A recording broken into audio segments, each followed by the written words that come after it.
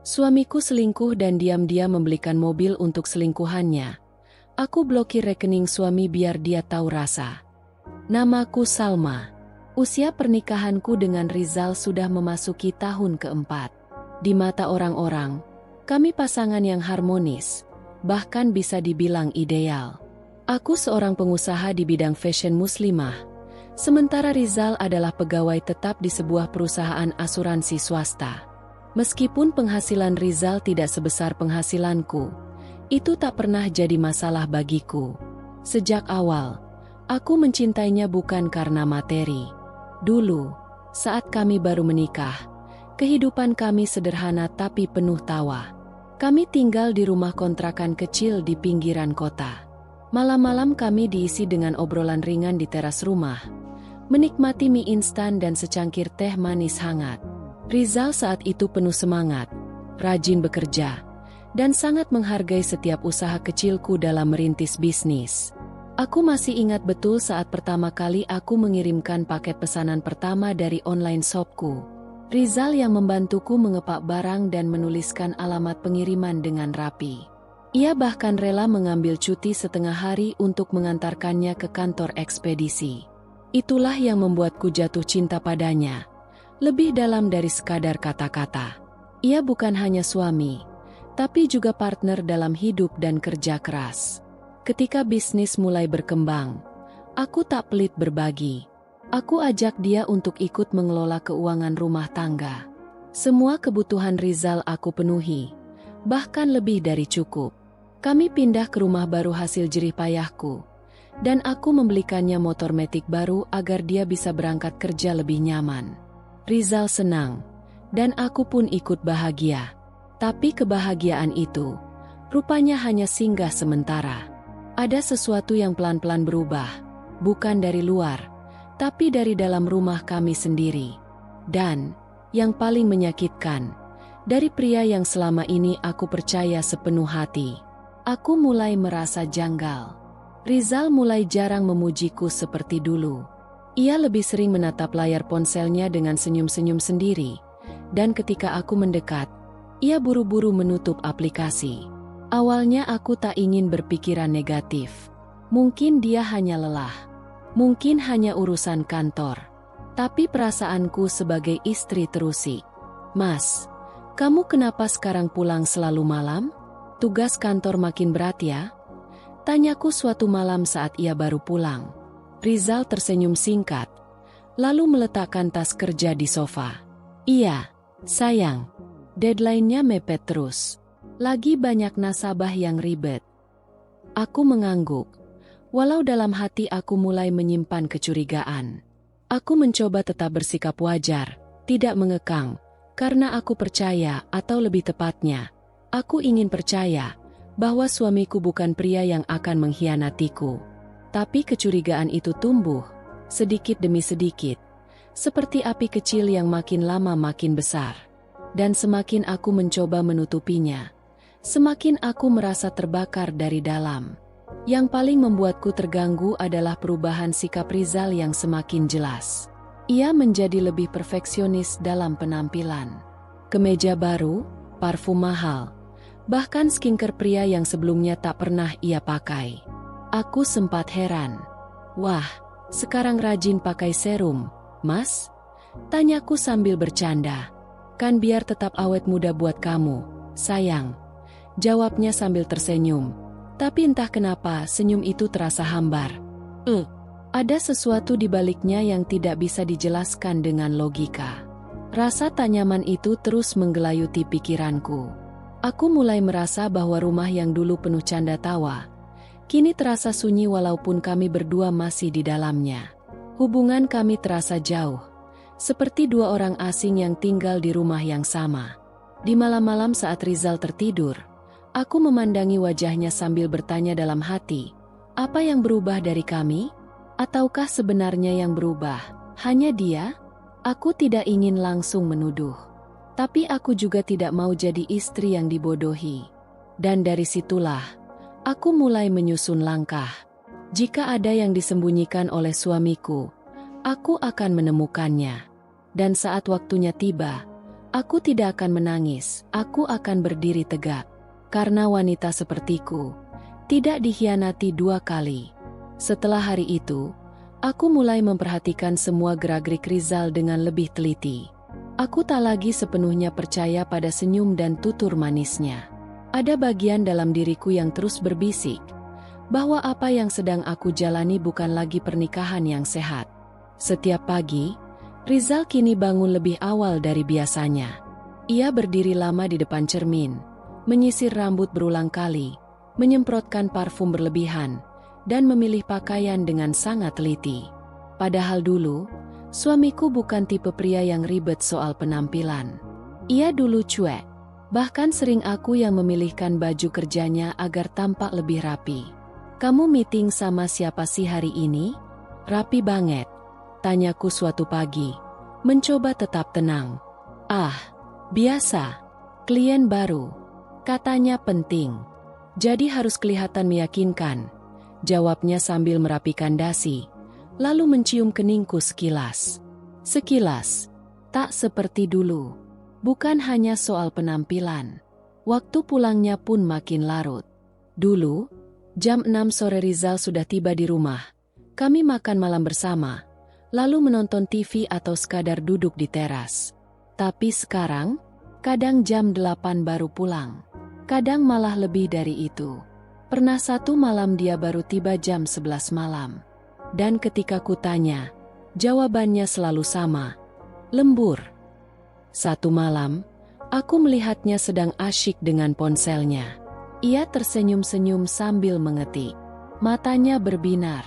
Tapi saat ia menyadari aku mengamati dari balik pintu kamar, ia buru-buru mengunci layar dan meletakkan ponsel terbalik. "Siapa, Mas?"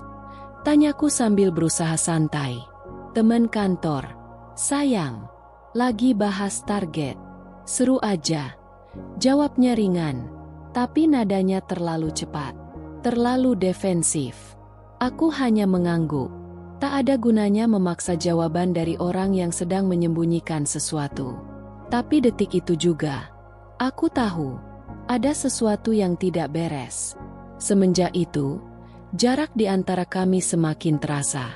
Bahkan saat kami duduk di meja makan, tak ada lagi obrolan ringan. Tak ada lagi candaan. Hanya suara sendok garpu yang bersentuhan dengan piring. Dingin, dingin.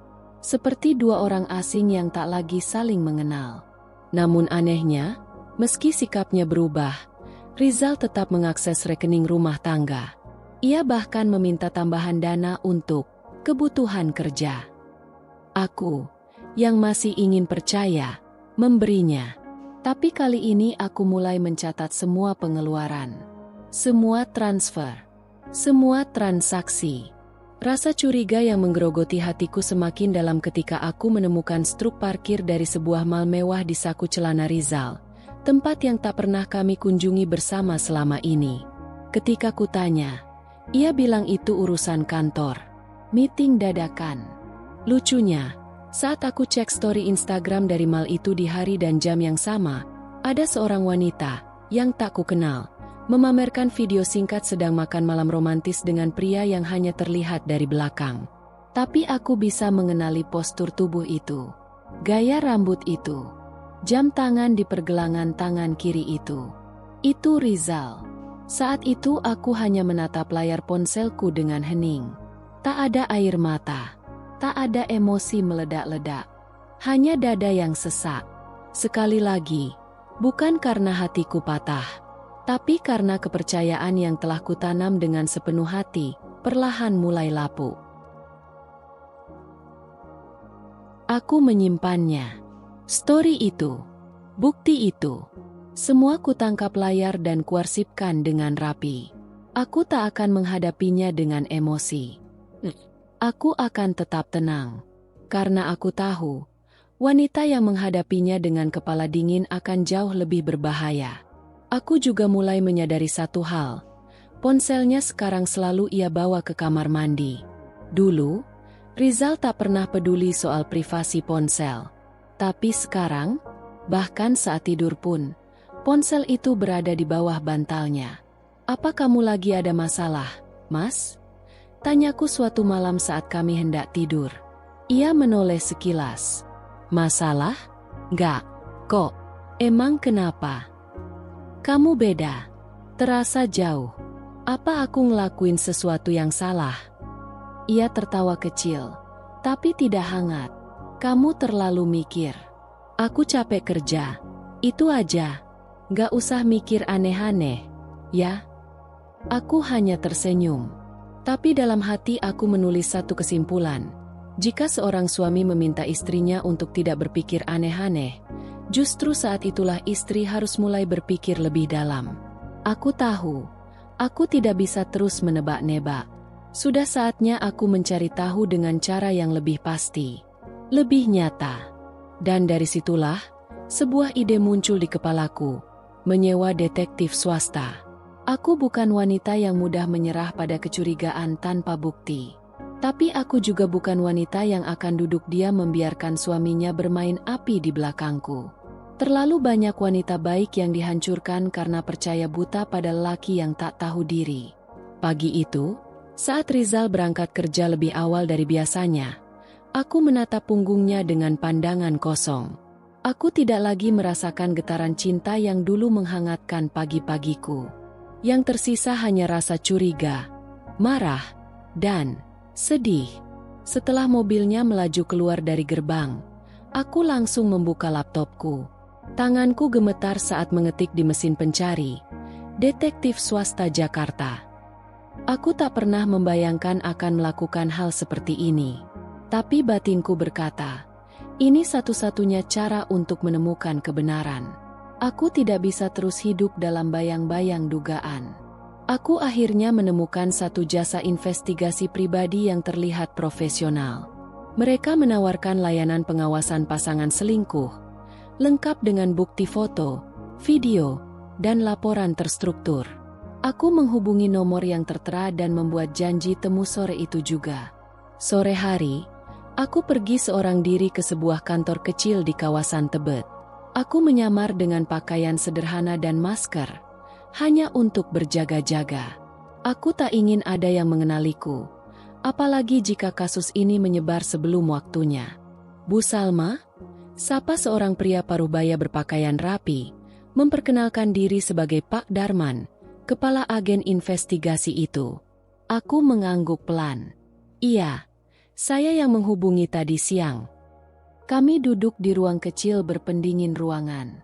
Di hadapanku, Pak Darman membuka map kosong dan sebuah tablet. Saya ingin tahu aktivitas suami saya di luar rumah. Kataku langsung pada intinya. Saya curiga dia selingkuh. Tapi saya ingin bukti, bukan asumsi. Pak Darman hanya tersenyum tenang. Kami paham, Bu. Ini bukan pertama kalinya kami menangani kasus seperti ini. Boleh saya tahu nama lengkap suami Ibu, tempat kerja, dan foto terbarunya?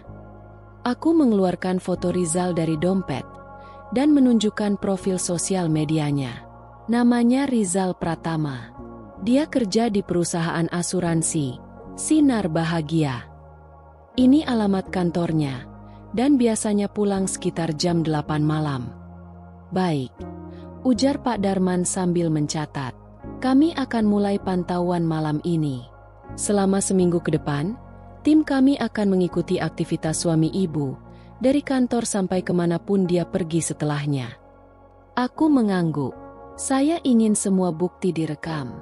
Foto, video, lokasi, siapa yang bersama dia. Kalau memang tidak ada apa-apa, saya akan tenang. Tapi kalau ada, saya ingin tahu semuanya.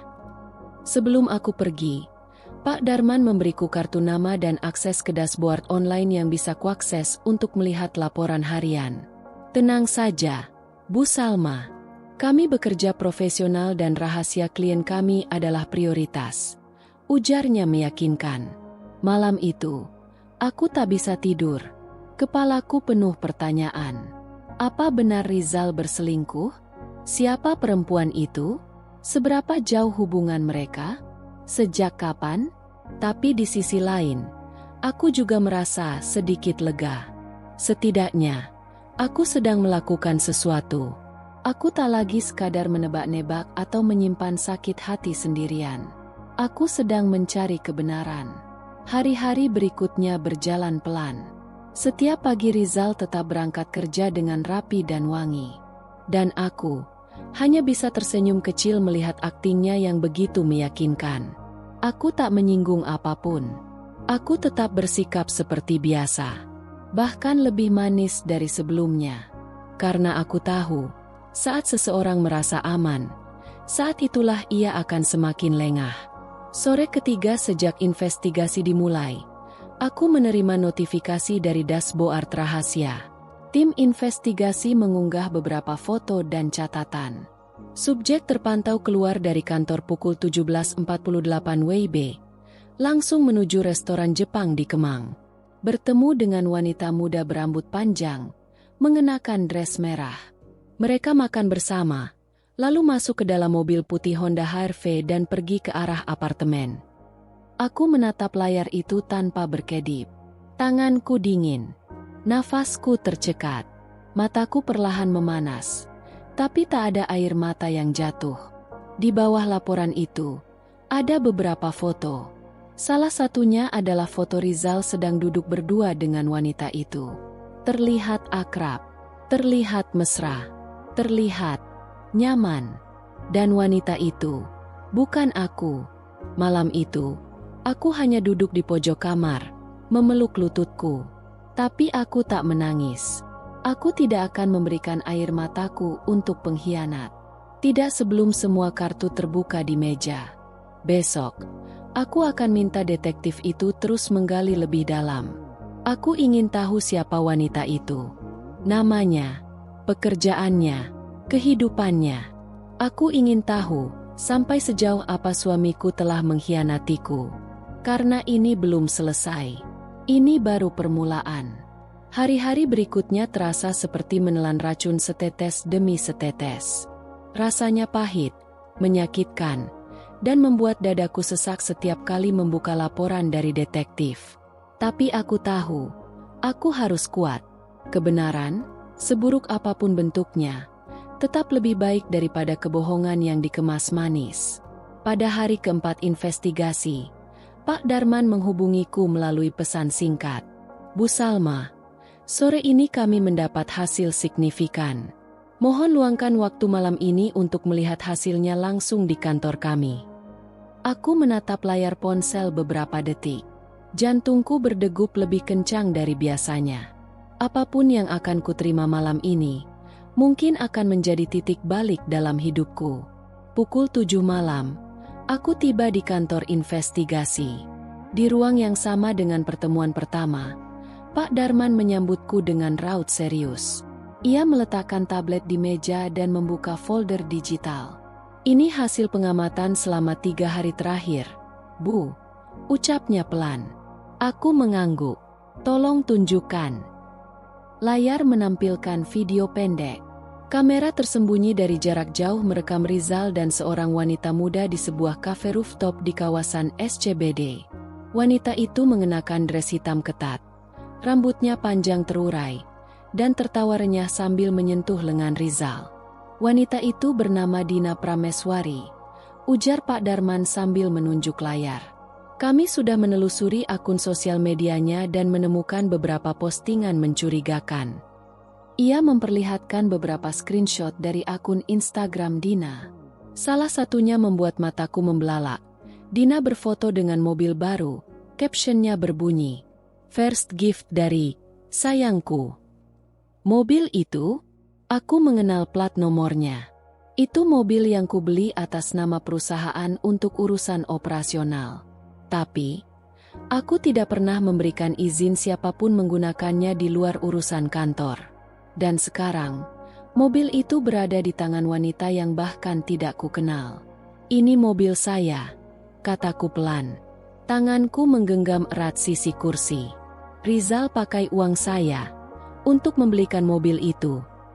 Pak Darman mengangguk. Kami juga sudah mendapatkan rekaman transfer dari rekening bersama ke dealer mobil. Atas nama pembeli, Rizal Pratama. Penerima, Dina. Seolah belum cukup, Video berikutnya memperlihatkan Rizal dan Dina di dalam mobil itu. Mereka tertawa, bergandengan tangan, lalu berhenti di sebuah apartemen. Dina turun duluan. Beberapa menit kemudian, Rizal menyusul masuk. Aku terdiam. Tak ada kata-kata yang bisa keluar dari mulutku. Semua pertanyaan yang dulu menghantui pikiranku, kini terjawab dengan sangat jelas dan telanjang. Suamiku selingkuh, menggunakan uangku, membelikan mobil untuk wanita lain. Aku menahan napas, menahan amarah yang mulai menggelegak. Tapi aku tidak akan meledak sekarang. Tidak di sini, Pak Darman. Ucapku tenang. Lanjutkan pengawasan. Saya ingin tahu lebih banyak. Siapa teman-temannya? Siapa keluarganya? Apa pekerjaan wanita itu? Saya ingin tahu sedetail mungkin. Baik, Bu. Kami akan lanjutkan. Dalam perjalanan pulang, aku menyetir sendiri. Malam di luar gelap dan lampu jalan seolah menari-nari di kaca depan mobilku yang basah oleh gerimis. Tapi di dalam hatiku, badai sudah datang lebih dulu. Aku menepi sejenak di sebuah taman kota. Mengambil napas panjang. Kutatap pantulan wajahku di kaca spion. Ada Salma yang dulu sabar. Salma yang dulu percaya. Tapi kini, matanya berubah. Penuh luka, tapi juga menyala. Bukan karena cinta, tapi karena harga diri. Aku membuka ponsel. Masuk ke aplikasi mobile banking. Kulihat transaksi terakhir yang dilakukan dari rekening kami. Transfer 328 juta rupiah ke PT Astra Mobilindo. Tanggal dan jamnya sesuai dengan yang ada di laporan. Tanpa ragu, aku mulai mencatat dan menyusun daftar tindakan. Ini bukan lagi tentang cinta. Ini tentang pengkhianatan. Dan aku akan menyelesaikannya dengan caraku. Keesokan harinya, aku menemui Nina, sahabatku sejak kuliah, dan menunjukkan semua bukti. Nina menatap layar ponselku, lalu menatapku dengan wajah penuh simpati. Ya Tuhan, Salma, aku nggak nyangka Rizal bisa sejahat ini. Aku juga nggak nyangka, tapi aku nggak akan tinggal diam, Nin. Nina menggenggam tanganku erat. Aku di pihakmu. Apapun yang kamu butuhkan. Aku tersenyum kecil. Untuk pertama kalinya dalam beberapa hari terakhir, aku merasa tak sendiri. Kini, aku tidak lagi ragu. Aku tahu siapa musuhku. Dan aku tahu bagaimana cara menjatuhkannya tanpa harus mengotori tanganku. Pagi itu, aku duduk sendirian di meja makan. Secangkir kopi panas mengepul di depanku. Tapi tak sekalipun ku minum. Di dalam benakku, rencana demi rencana mulai terangkai. Aku bukan hanya istri yang tersakiti. Aku kini seorang wanita yang tahu harus melakukan apa demi menyelamatkan harga dirinya. Dari semua bukti yang kukumpulkan sejauh ini, satu hal yang paling menyakitkan dan sekaligus memancing amarahku adalah mobil. Ya, mobil putih itu. Honda HR-V keluaran terbaru yang ternyata dibeli dengan uang dari rekeningku sendiri. Kupastikan lagi lewat laporan digital detektif. Bahkan ada rekaman CCTV dari showroom tempat Rizal membeli mobil tersebut. Rizal tampak tersenyum. Terlihat bangga saat menerima kunci mobil dan menyerahkannya langsung pada Dina yang menunggu di luar dengan gaya manja.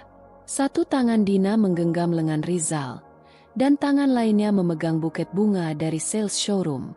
Mereka seperti sepasang kekasih baru yang sedang rayakan keberhasilan.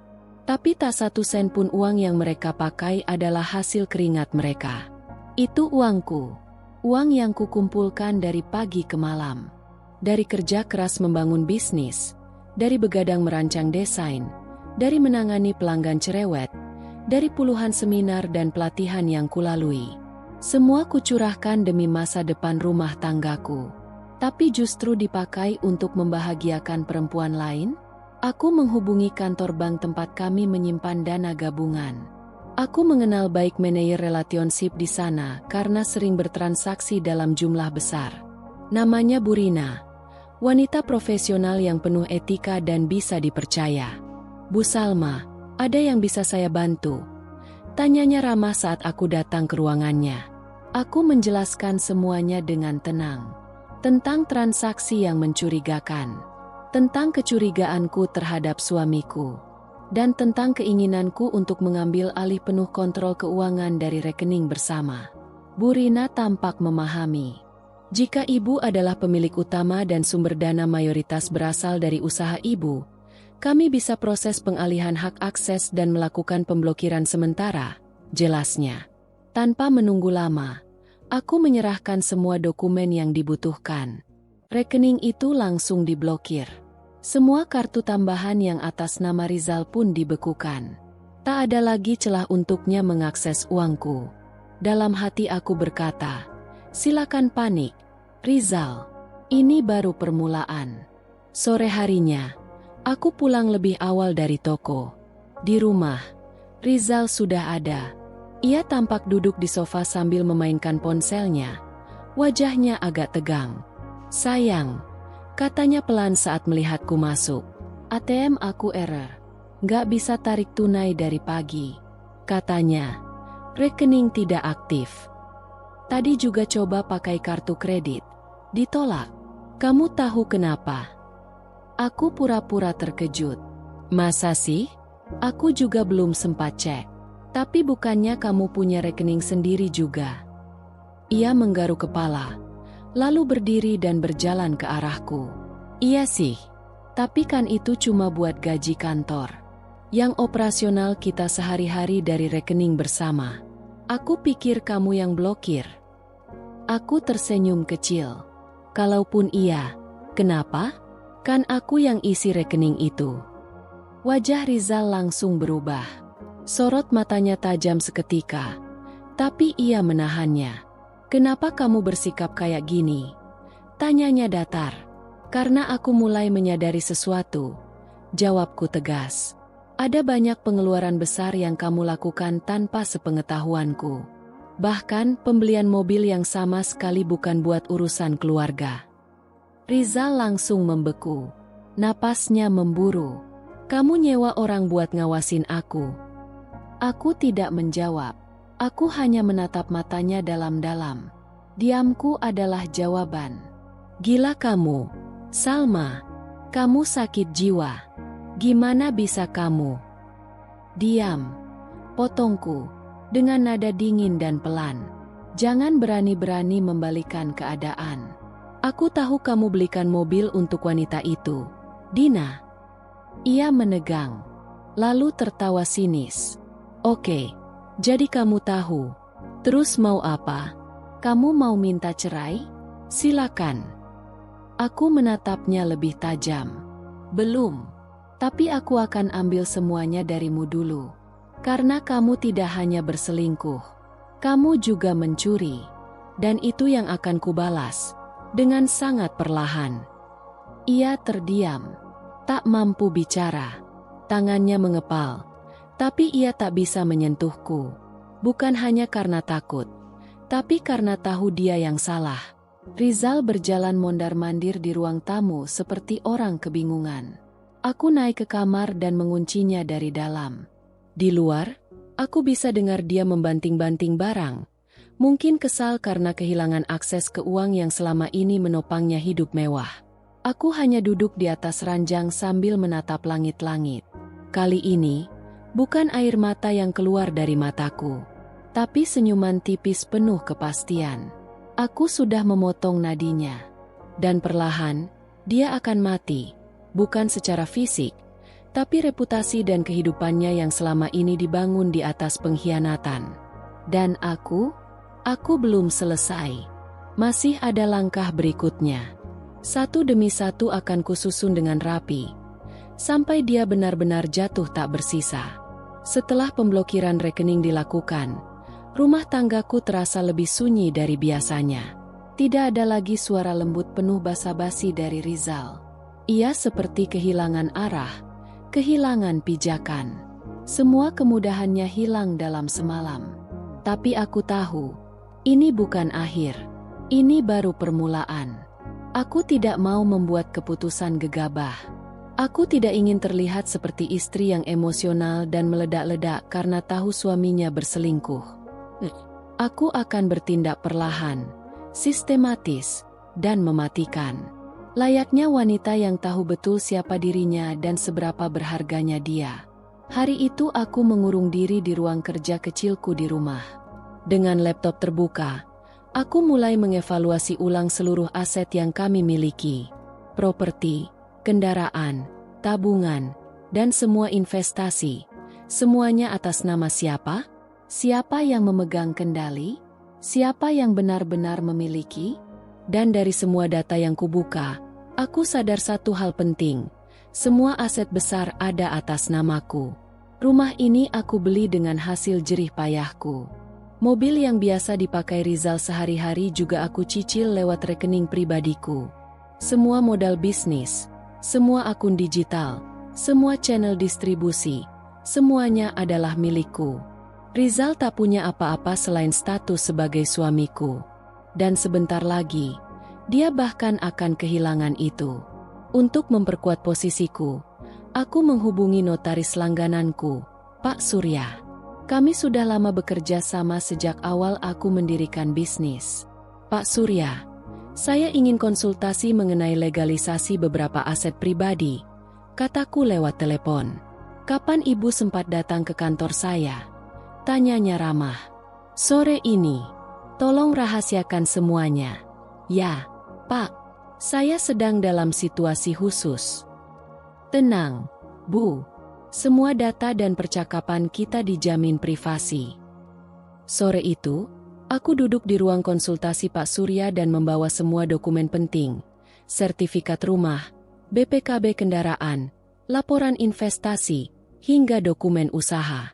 Tujuanku hanya satu, memastikan bahwa semuanya benar-benar berada dalam penguasaanku, dan tidak bisa diklaim oleh Rizal dalam kondisi apapun. Setelah mengecek dokumen dan struktur hukum yang ada, Pak Surya mengangguk yakin. Ibu aman secara legal. Semua aset ini sah atas nama Ibu, dan tidak bisa diklaim suami Ibu tanpa persetujuan notarial atau perjanjian pranikah yang menyebutkan pembagian harta. Aku menarik napas lega. Perlahan, aku mulai merasa tenang. Setidaknya, secara hukum, aku masih di atas angin. Malam harinya, Rizal kembali ke rumah dengan wajah kusut. Ia tidak bicara sepatah kata pun padaku.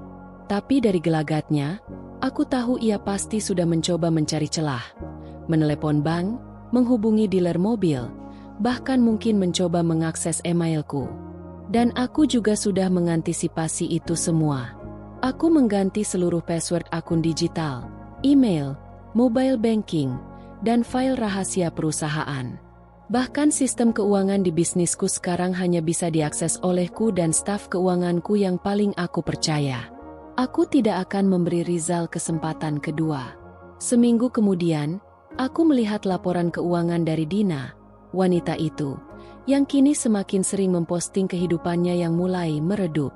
Story Instagramnya tak lagi menampilkan makan malam mahal atau spa eksklusif. Tak ada lagi foto mobil mewah itu. Bahkan, beberapa teman yang kukenal diam-diam mengirimiku DM. Salma, itu cewek yang sempat viral ya? Kayaknya mobilnya udah balik ke showroom.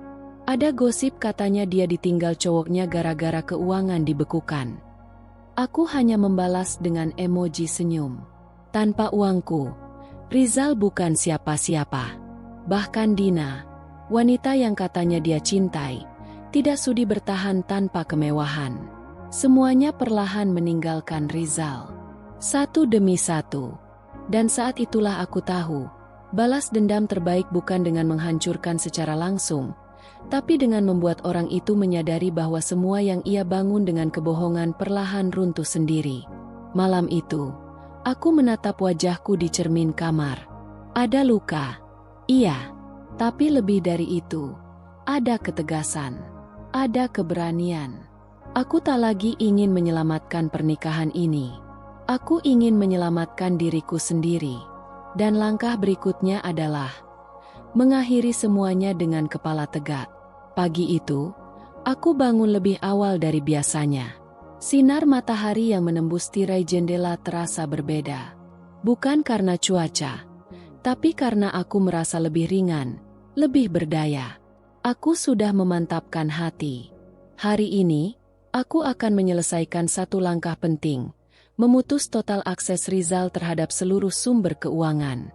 Setelah sarapan sendiri, karena Rizal masih meringkuk di kamar tanpa keberanian untuk menatap mataku, aku mengenakan blazer dan melangkah keluar rumah. Di dalam mobil, aku sudah menyiapkan semua dokumen dan bukti pendukung.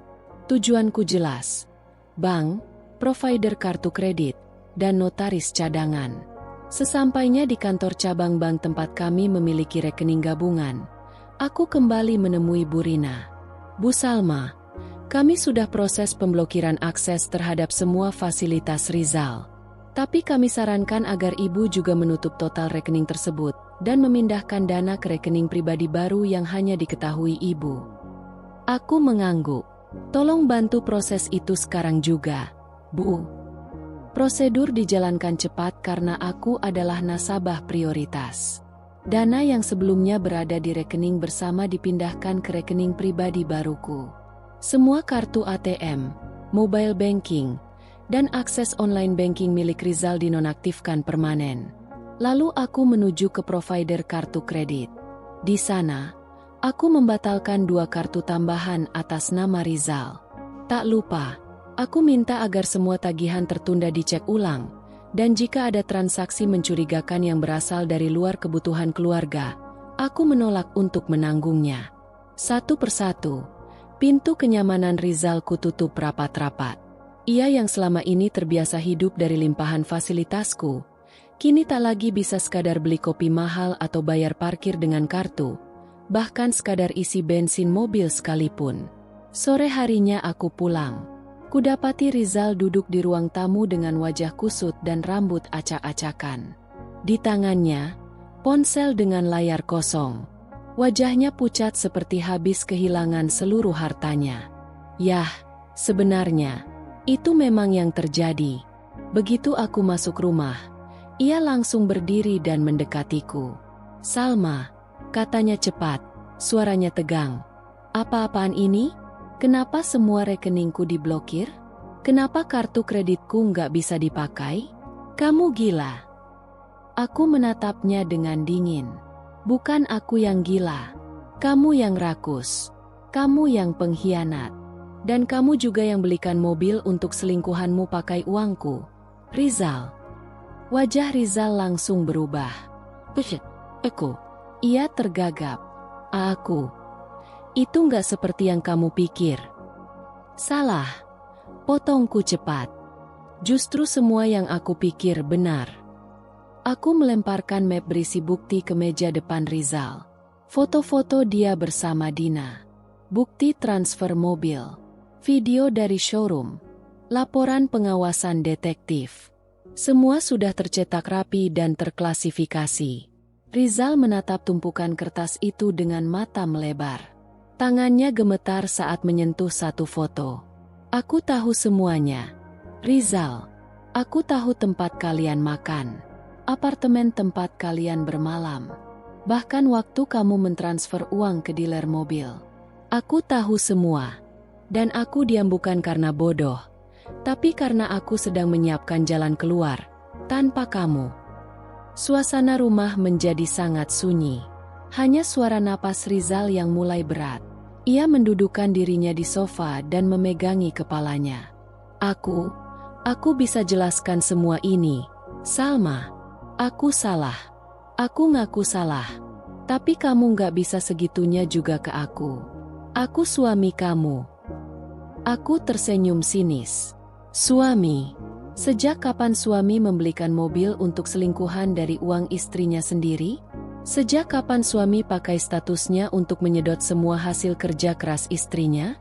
Kamu cuma tamu yang tinggal terlalu lama di hidupku, Rizal." Ia mendongak. Matanya mulai memerah.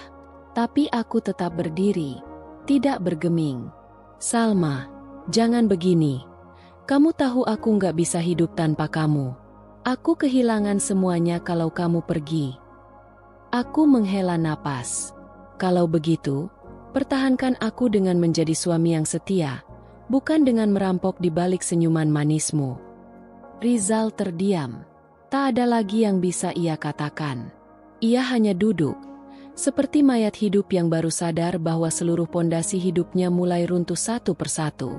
Dan aku naik ke lantai atas, masuk ke kamar, dan mengunci pintu. Hari ini aku sudah menyelesaikan satu fase penting dari rencanaku. Semua akses keuangan sudah aku kunci. Semua jejak pengkhianatan sudah aku pegang. Tinggal satu langkah lagi, mengusirnya dari hidupku.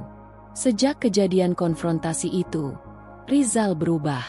Tapi bukan berubah menjadi lebih baik, melainkan berubah menjadi pria pengecut yang tak tahu arah. Ia tak lagi keluar rumah, tak lagi ke kantor. Dan yang lebih aneh, ia mulai mendekatiku dengan cara yang menjijikkan, berpura-pura bodoh. Setiap aku melintas di ruang tamu atau dapur, ia akan pura-pura kebingungan. Salma, sebenarnya ini semua kenapa, sih? Aku bingung, aku ngerasa kamu menjauh. Kamu berubah. Kamu sengaja jauhin aku, ya? Tanyanya dengan suara dibuat lembut. Mungkin berharap aku tersentuh. Aku hanya menatapnya sebentar, tanpa ekspresi. Lalu kembali melanjutkan langkahku ke dapur. Beberapa kali ia mencoba membuka percakapan. Duduk di meja makan saat aku sarapan. Menawarkan bantuanku padahal seumur hidup kami menikah. Tak pernah sekalipun dia membantu pekerjaan rumah.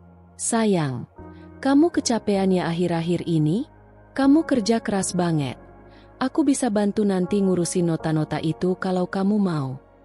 Aku hanya menanggapi dengan satu kalimat pendek. Sudah terlambat. Sikapku yang dingin, tak terpancing, dan tanpa emosi, justru membuatnya semakin gelisah. Sore itu, aku pulang dari toko lebih cepat. Begitu masuk rumah, aku menemukan Rizal duduk di sofa, mengenakan kemeja lusuh dan celana panjang kusut, menatap layar televisi yang bahkan tak menyala. Saat ia melihatku datang, ia berdiri cepat dan berjalan tergesa mendekat. Salma, tolong jelasin ke aku, sebenarnya kamu kenapa? Aku ngerasa dijauhi, diblokir, disepelekan, bahkan kayak orang asing di rumah sendiri. Aku berdiri di ujung tangga, pandanganku tenang. Kali ini, aku tak akan diam lagi. Kamu mau tahu kenapa? Tanyaku pelan, tapi tajam. Ia mengangguk cepat. Aku turun satu persatu anak tangga, dan saat aku tiba di bawah, aku melempar satu amplop ke meja tamu. Amplop itu berisi printout bukti transfer, foto, dan laporan lengkap hasil investigasi. Lihat sendiri. Lalu jawab, siapa Dina? Rizal kaku. Tangannya gemetar saat membuka amplop itu. Selembar demi selembar ia tarik keluar. Matanya melebar. Wajahnya pucat. Keringat dingin mengalir di pelipisnya. Nafasnya mulai berat. Aku bisa jelaskan. Ucapnya tergagap. Dina itu cuma teman. Kok? Aku cuma bantu dia waktu dia kesusahan. Aku tertawa. Tawa kecil, pahit, dan sinis. Teman? Kamu belikan mobil untuk teman? Kamu check-in di apartemen dengan teman? Dan kamu pakai uangku untuk semua itu? Kalau begitu kamu luar biasa dermawan, Rizal. Aku hilaf. Salma, aku benar-benar nyesel. Sumpah, aku nyesel. Ucapnya mulai panik. Aku dibutakan sesaat. Dina itu dia manja, dia ngeluh terus. Dia minta ini itu, dan aku nggak tahu kenapa aku ikutin aja. Karena kamu lemah dan rakus. Bukan karena hilaf. Jawabku tegas. Air mata mulai mengalir dari mata Rizal. Ia mendekat, jatuh berlutut di depanku. Tangannya mencoba menggenggam kakiku. Maafin aku, Salma. Aku janji berubah. Aku janji akan jadi suami yang baik. Tolong kasih aku kesempatan satu kali lagi. Satu kali aja. Aku mohon. Aku melihatnya bersujud dengan muka penuh air mata dan ingus. Tapi hatiku tak bergetar. Tidak ada lagi ruang dalam hatiku untuk kasihan pada pria yang menghancurkan kepercayaan istrinya demi wanita matre. Bangun, Rizal, kataku dingin. Harga diriku terlalu tinggi untuk dilihat oleh orang yang sekarang sedang bersujud hanya karena kehilangan kenyamanan. Ia mendongak, matanya merah. Kamu mau ninggalin aku? Aku tersenyum kecil. Aku nggak pernah ninggalin siapapun yang menghargai aku. Tapi kamu yang pertama kali pergi. Saat kamu menyerahkan dirimu ke pelukan wanita lain. Jadi jangan balikan keadaan seolah aku pelakunya. Ia mencoba bicara lagi, tapi aku angkat tangan. Cukup, Rizal. Aku tahu kamu menyesal. Tapi penyesalan itu bukan karena kamu sadar salah. Kamu hanya takut kehilangan kenyamanan yang aku berikan. Aku meninggalkannya begitu saja di ruang tamu. Masih terduduk lemas di lantai seperti lelaki yang baru saja kehilangan segalanya. Dan itu memang benar. Rizal baru saja kehilangan segalanya. Dan aku baru saja menyelesaikan satu bab penting dalam cerita hidupku. Bab di mana perempuan sering dianggap lemah dan tak bisa bangkit. Tapi aku berbeda. Karena aku adalah Salma. Dan aku sedang menulis ulang hidupku. Tanpa pengkhianatan. Malam itu, suasana rumah benar-benar hening. Tidak ada suara televisi. Tidak ada suara musik. Bahkan suara napas Rizal pun hampir tak terdengar. Ia duduk sendirian di sudut ruang tamu, seperti mayat hidup yang kehilangan jiwa. Sementara itu, aku duduk di meja kerjaku di lantai atas, membuka laptop dan menatap layar tanpa benar-benar membaca apapun. Pikiranku terlalu penuh, bukan oleh keraguan, tapi oleh keyakinan. Aku sudah tahu harus kemana langkahku selanjutnya. Namun, sebelum semuanya benar-benar berakhir, ada satu hal yang masih mengganjal. Aku ingin mendengar pengakuan dari mulut Rizal sendiri. Bukan untuk memaafkan, tapi agar ia tahu bahwa semua kebusukannya telah terungkap, dan tidak ada ruang lagi untuk alasan maupun dusta. Aku turun ke bawah. Kudapati Rizal masih di tempat yang sama, duduk dengan posisi tubuh membungkuk, tangan terlipat di kepala. Rizal. Panggilku pelan. Ia menoleh perlahan. Matanya bengkak, rambutnya kusut. Wajahnya seperti tak tidur berhari-hari. Duduk yang benar, kataku. Aku ingin kita bicara. Terakhir. Ia bergeser ke posisi duduk tegak. Namun sorot matanya seperti seseorang yang siap menerima vonis akhir. Aku cuma mau satu hal malam ini, ujarku datar. Jujur. Ia mengangguk perlahan. Aku akan jawab semua. Aku menarik napas, lalu mulai bertanya. Sejak kapan kamu mulai berselingkuh dengan Dina? Ia terdiam sesaat, kemudian menjawab lirih. Sekitar 4 bulan yang lalu. 4 bulan. Itu berarti saat aku sedang sibuk mempersiapkan ekspansi bisnis, menyusun strategi distribusi, dan berkali-kali pulang larut, dia justru bersenang-senang dengan perempuan lain. Kenapa kamu lakukan itu? Tanyaku, masih tenang. Aku nggak tahu. Jawabnya cepat. Awalnya cuma ngobrol di DM Instagram. Terus dia ngajak ketemu. Dan aku nggak bisa nolak. Kamu nggak bisa nolak? Atau kamu nggak mau nolak? Tanyaku tajam. Ia tertunduk. Tak menjawab. Berapa banyak uangku yang sudah kamu habiskan untuk dia? Aku nggak ngitung. Mungkin lebih dari 500 juta. Jawabnya lirih. 500 juta. Uang sebesar itu cukup untuk memperluas cabang baru restoranku, atau untuk menyekolahkan anak sampai perguruan tinggi. Tapi malah dihamburkan untuk seorang wanita yang bahkan tak tahu arti kerja keras. Aku menahan napas dalam. Tapi wajahku tetap datar. Kamu sadar nggak, Rizal? Kalau kamu bukan cuma berselingkuh, kamu juga mencuri. Kamu mengkhianati kepercayaan dan menggunakan hasil keringatku untuk menyenangkan orang lain. Aku sadar semuanya sekarang, katanya sambil mulai menangis. Aku bodoh. Aku egois. Aku Aku merasa rendah di hadapanmu, Salma. Kamu terlalu hebat, terlalu mandiri. Sementara aku cuma suami yang gak punya apa-apa. Dina, dia bikin aku merasa dibutuhkan. Dia bikin aku merasa seperti lelaki. Aku terdiam sejenak. Jadi semua pengkhianatan ini hanya karena egonya sebagai pria yang tak mampu menyaingi pencapaian istrinya? Betapa dangkal. Kalau kamu merasa kecil, seharusnya kamu belajar bangkit, bukan malah mencari pelarian. Jawabku tegas. Aku tahu, aku salah besar. Dan kamu baru sadar setelah semua fasilitas kamu hilang. Setelah uangku, mobilku, kartuku, semuanya kutarik. Penyesalanmu bukan karena hati, tapi karena kehilangan kenyamanan. Rizal hanya tertunduk dan menangis seperti anak kecil. Tapi aku tidak lagi merasakan apa-apa. Tangisan itu tak lagi menggerakkan hatiku. Aku akan ajukan gugatan cerai minggu depan. Ucapku mantap. Dan kamu akan keluar dari rumah ini secepatnya. Kamu boleh bawa barang-barang pribadimu. Tapi jangan berani sentuh satu pun yang aku beli. Ia mendongak. Salma, tolong, jangan cerai. Aku janji akan berubah. Aku akan kerja keras. Aku akan bangun lagi. Aku berdiri, lalu berkata, jangan janji hal yang bahkan dulu kamu tidak pernah lakukan. Aku sudah memberimu kesempatan lebih dari cukup. Sekarang, biarkan aku hidup tanpa luka baru darimu.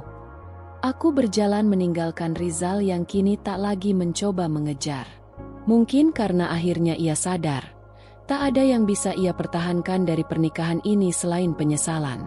Di kamar, aku kembali duduk di depan cermin. Kulihat diriku sendiri. Mata yang sempat sembab, tapi kini penuh ketegasan. Bibir yang dulu gemetar karena takut kehilangan, kini tersenyum kecil karena tahu sudah memilih yang benar. Konfrontasi ini bukan untuk menyembuhkan masa lalu, tapi untuk memastikan bahwa aku tidak akan membiarkannya merusak masa depanku. Dan kini, masa depanku, milikku sepenuhnya. Pagi itu, langit sedikit mendung, udara terasa dingin meskipun belum turun hujan. Tapi suasana hatiku justru sebaliknya, tenang, mantap, dan penuh keberanian. Hari ini adalah hari di mana aku akhirnya menutup satu bab dalam hidupku yang penuh luka. Setelah semalam aku menyampaikan keputusanku dengan sangat jelas. Pagi ini aku bangun lebih awal. Kupersiapkan semua dokumen pengajuan cerai yang sudah kubicarakan sebelumnya dengan pengacaraku. Kuserahkan juga surat pemberitahuan pengosongan rumah kepada Rizal. Saat aku turun dari kamar, Rizal masih duduk di sofa ruang tamu. Tubuhnya membungkuk, seperti pria yang kehilangan harapan. Ia tak menyapa. Ia bahkan tak menoleh saat aku berjalan ke dapur. Aku mengambil napas dalam, lalu meletakkan sebuah map merah di atas meja ruang tamu, tepat di depannya.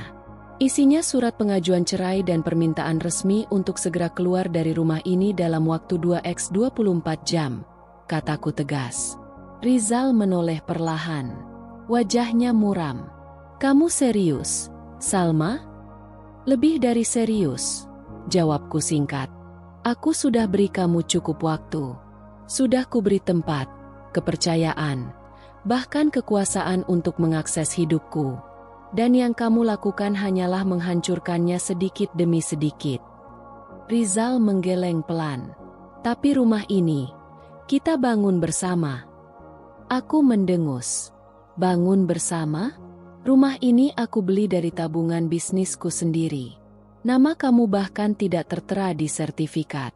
Sama seperti kamu tidak pernah ada saat aku kerja keras dari pagi sampai malam. Ia menatapku tak percaya. Kamu tega ngusir aku dari rumah ini. Aku menatapnya balik. Tajam.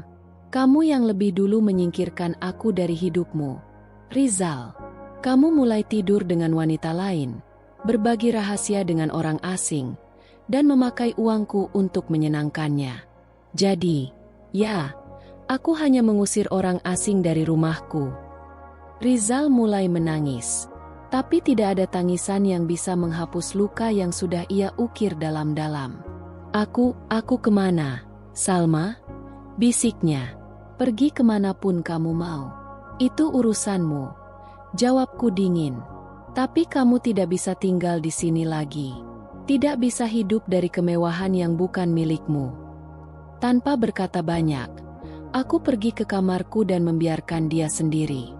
Kuserahkan semuanya pada hukum, pada waktu, dan pada kehancuran yang dia ciptakan sendiri. Siangnya, aku memanggil Nina, sahabatku, untuk menemaniku. Kami duduk di halaman belakang rumah sambil minum teh. Nina melihat wajahku lekat-lekat, lalu berkata pelan, "Kamu kuat banget, Salma. Aku bangga banget sama kamu." Aku tersenyum. Aku harus kuat. Nin, kalau aku sendiri gak jaga diriku, siapa lagi? Dan dia, Rizal, udah tahu apa akibat dari perbuatannya. Aku memandang ke arah jendela ruang tamu. Dia mulai tahu, tapi belum semuanya. Dia pikir yang dia kehilangan cuma uang dan rumah.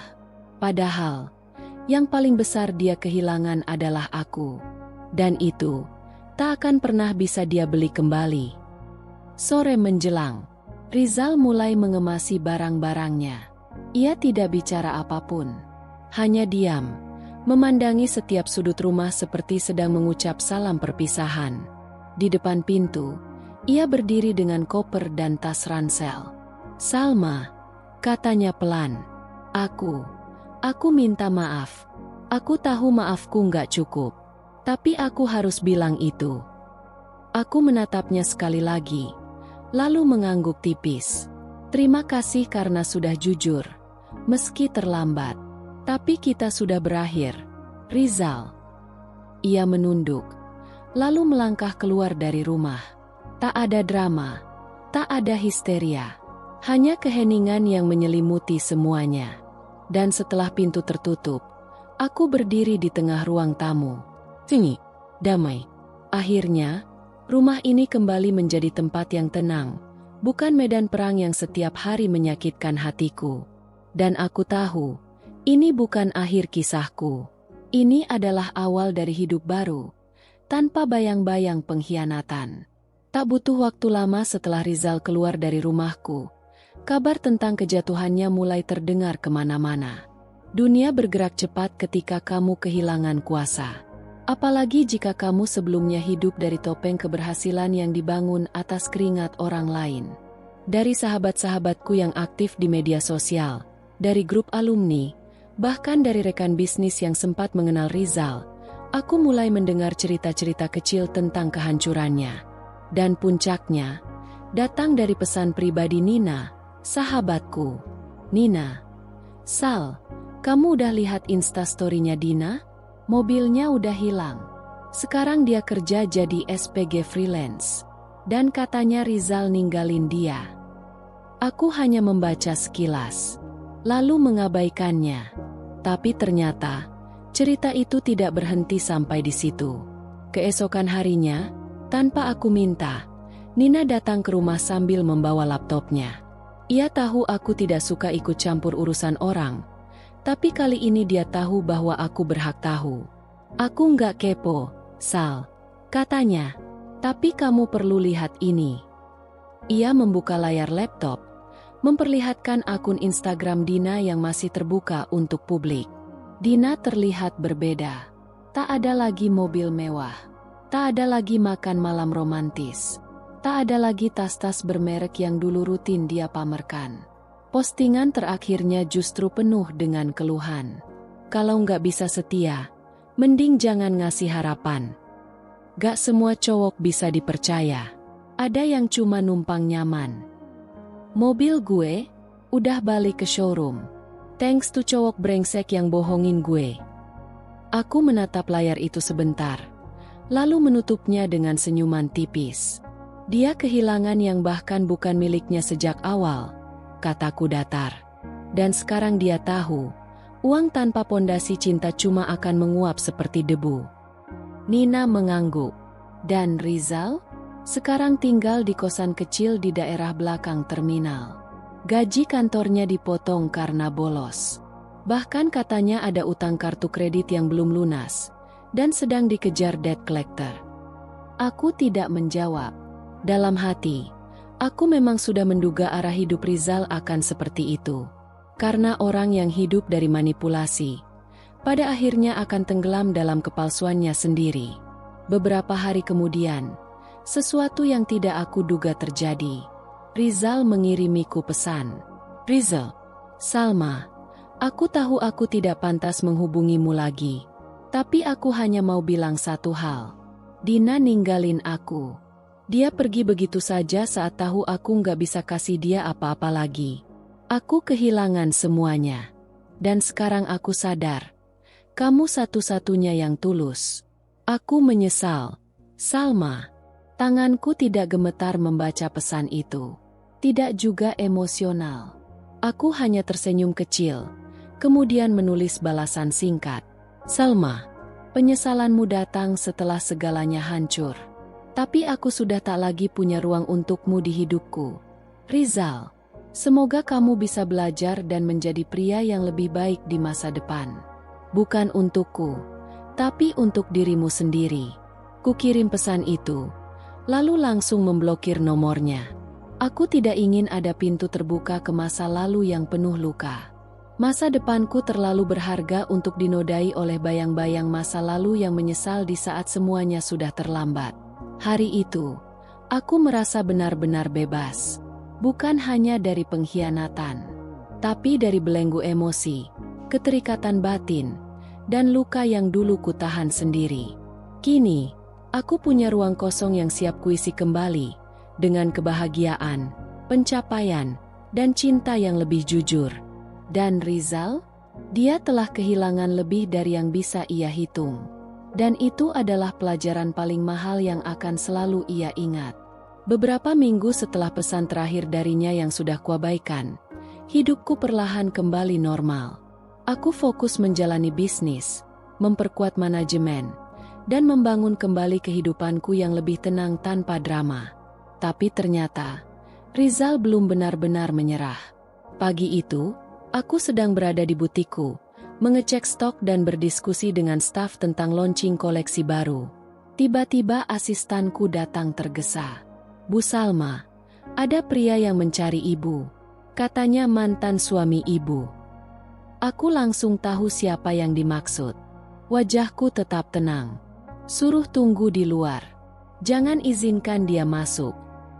Aku menyelesaikan pekerjaanku lebih dulu, lalu keluar perlahan. Di seberang jalan, di bawah rindangnya pohon yang biasa jadi tempat ojek online berteduh, Rizal berdiri.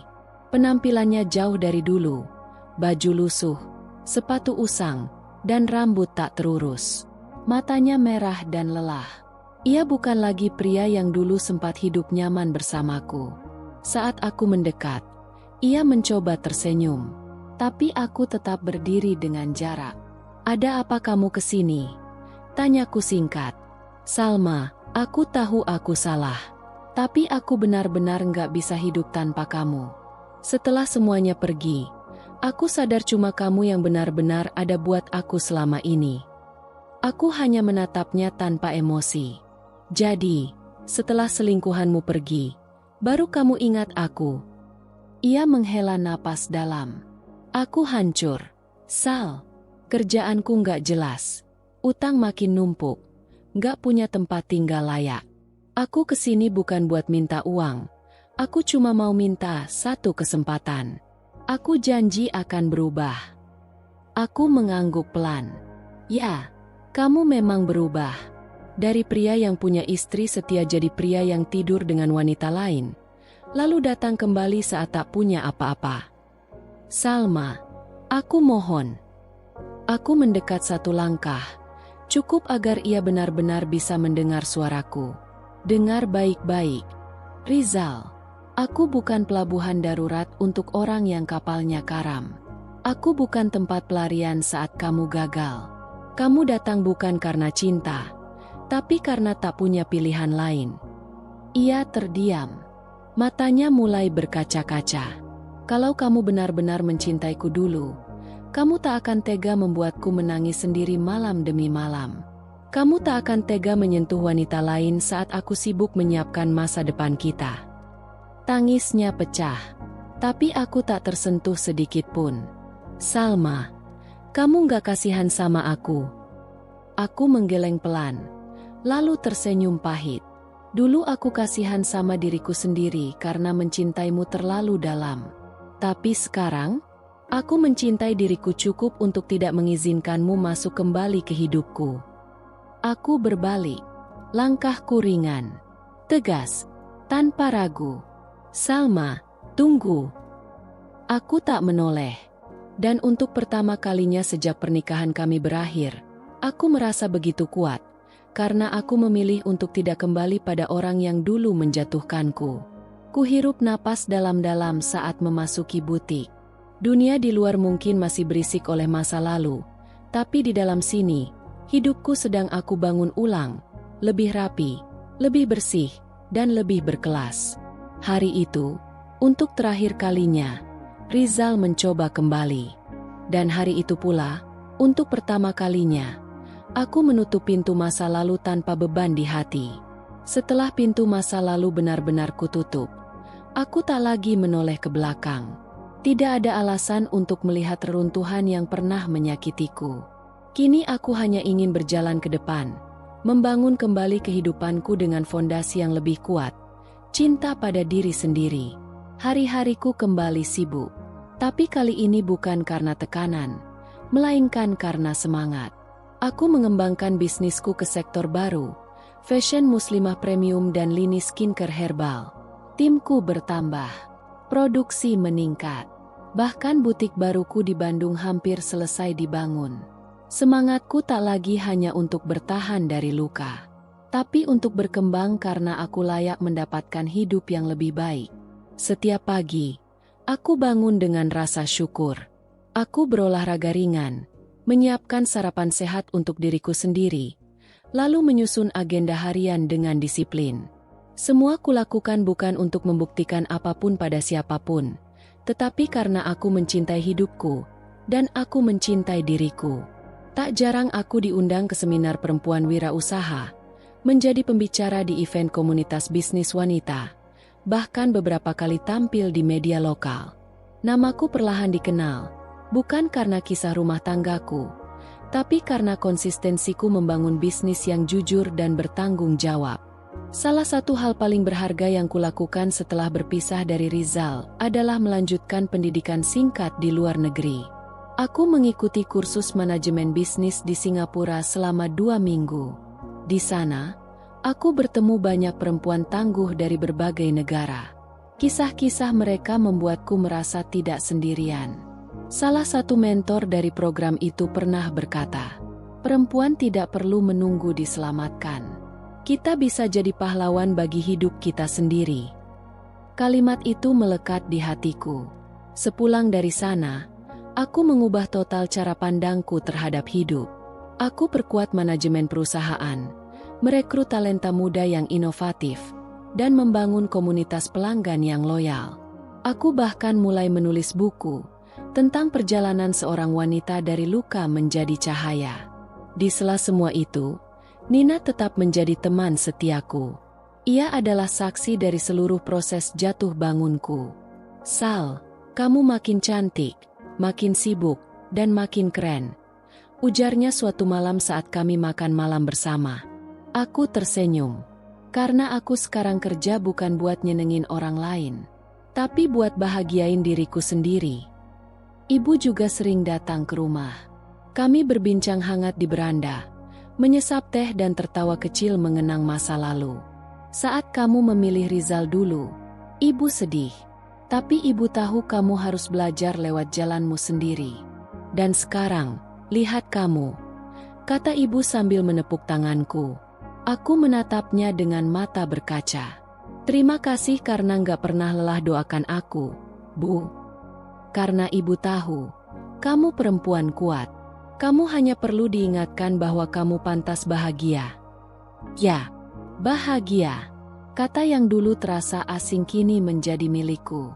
Bukan karena aku memiliki seseorang, tetapi karena aku memilih untuk tidak lagi menyerahkan hidupku pada orang yang salah. Dan hidupku kini bukan lagi tentang balas dendam, tapi tentang meraih potensi terbaikku sebagai perempuan, sebagai pribadi, dan sebagai manusia.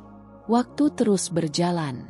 Tanpa disadari, sudah hampir 1 tahun sejak aku resmi berpisah dari Rizal. Dan selama itu, aku tak pernah mencarinya, apalagi menanyakan kabarnya. Tapi seperti pepatah lama, orang yang menyakiti akan datang sebagai penonton dari kejayaanmu sendiri. Dan benar saja.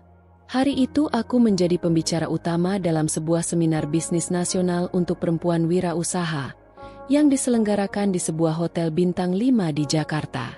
Panitia mengundangku karena aku dinilai berhasil menjadi sosok inspiratif, membangun bisnis dari nol, bangkit dari luka rumah tangga, dan tetap berdiri tegak sebagai pribadi yang mandiri dan sukses. Aku naik ke panggung mengenakan busana anggun berwarna biru gelap dengan hijab satin silver. Sorot lampu panggung menyinari wajahku, dan tepuk tangan mengiringi langkahku. Aku memulai dengan senyum, lalu berbicara dari hati. Saya pernah hampir kehilangan segalanya, bukan karena miskin, tapi karena saya mencintai orang yang salah terlalu dalam. Tapi dari situlah saya belajar, saat orang lain menghancurkanmu, kamu punya 2 pilihan, tetap hancur, atau bangkit dan buat mereka menyesal telah menyia-nyiakanmu. Tepuk tangan pecah dari seluruh ruangan. Beberapa peserta bahkan tampak menitikan air mata. Dan di tengah gemuruh tepuk tangan itu, aku melihat sosok yang tak asing. Duduk di barisan belakang, berdiri dengan gugup, ada Rizal. Wajahnya lusuh, pakaiannya sederhana, tak ada lagi aura percaya diri seperti dulu. Tapi matanya menatapku dengan ekspresi yang tak bisa disembunyikan, penyesalan mendalam. Seseorang mengatakan padaku bahwa dia datang karena kebetulan tahu dari media sosial bahwa aku menjadi pembicara. Ia memaksa masuk sebagai peserta umum. Aku hanya menatapnya sekilas dari panggung. Tak ada senyum. Tak ada salam, hanya pandangan dingin seorang perempuan yang sudah terlalu sering menangis karena laki-laki itu. Setelah acara selesai, panitia memintaku untuk berfoto bersama para pembicara dan beberapa peserta VIP. Saat aku berjalan keluar ruangan, Rizal menyusul. "Salma." Aku berhenti sejenak, menoleh pelan. Tak ada kejutan dalam hatiku, tak ada getaran. Bahkan tak ada marah.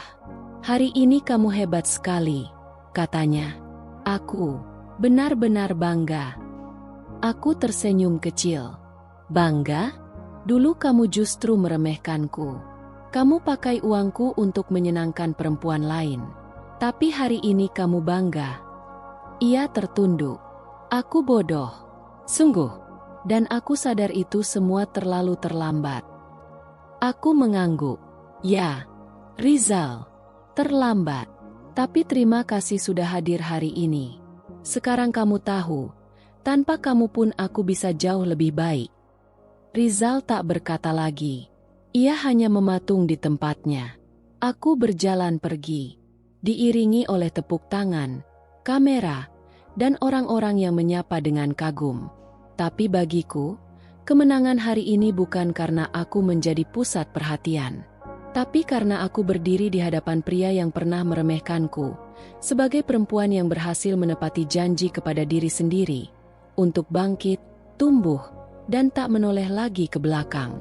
1 tahun setelah aku menutup lembaran rumah tanggaku dengan Rizal, hidupku telah berubah drastis.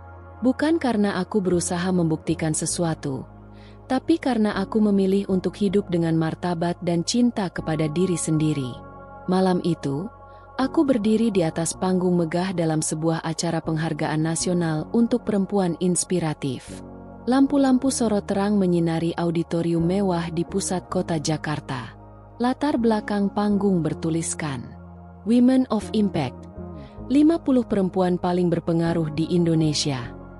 Namaku disebut, Salma Az-Zahra. Aku melangkah dengan anggun mengenakan gaun panjang warna nude gold dan hijab senada. Gaun itu bukan hanya cantik, tapi melambangkan ketenangan, kedewasaan, dan ketegasan yang kutempa dari luka yang dulu menganga. Saat aku menerima piala dan berdiri di depan mikrofon, seluruh ruangan hening. Aku menatap ke arah hadirin dan berkata pelan namun mantap. Dulu saya pikir hidup saya berakhir saat saya dikhianati. Tapi ternyata, pengkhianatan itu adalah pintu menuju kehidupan yang jauh lebih baik. Saya berdiri di sini bukan karena saya sempurna, tapi karena saya memilih untuk bangkit, meski dunia sempat membuat saya jatuh berkali-kali. Untuk semua perempuan di ruangan ini, jangan pernah biarkan siapapun meremehkan perjuanganmu. Dan yang terpenting, jangan pernah remehkan dirimu sendiri. Tepuk tangan bergemuruh. Beberapa peserta berdiri dan bertepuk tangan lebih lama. Ada air mata di sana. Ada senyum lega. Mereka mungkin melihat diriku di dalam diri mereka. Perempuan yang pernah patah, tapi memilih tak hancur. Setelah acara usai, banyak yang mendatangiku. Beberapa anak muda meminta foto. Ada juga yang berkata bahwa cerita hidupku membuat mereka berani keluar dari hubungan toksik. Di antara mereka, ibuku hadir, menatapku penuh bangga. Kamu sudah melampaui apapun yang ibu bayangkan, Salma. Ucapnya sambil memelukku erat. Aku tersenyum, karena doa ibu yang tidak pernah putus. Dan malam itu, sebelum tidur, aku duduk di balkon kamarku, menatap langit, menyadari betapa jauh aku telah melangkah. Dulu aku pernah disia-siakan, pernah dikhianati, pernah dianggap tak cukup. Tapi semua itu kini hanya jejak luka yang berubah menjadi pelajaran hidup. Aku tidak membalas Rizal dengan kekerasan. Aku membalasnya dengan pencapaian, dengan keberhasilan, dengan kebahagiaan. Kini aku tahu, balas dendam terbaik adalah tidak lagi butuh membalas apapun.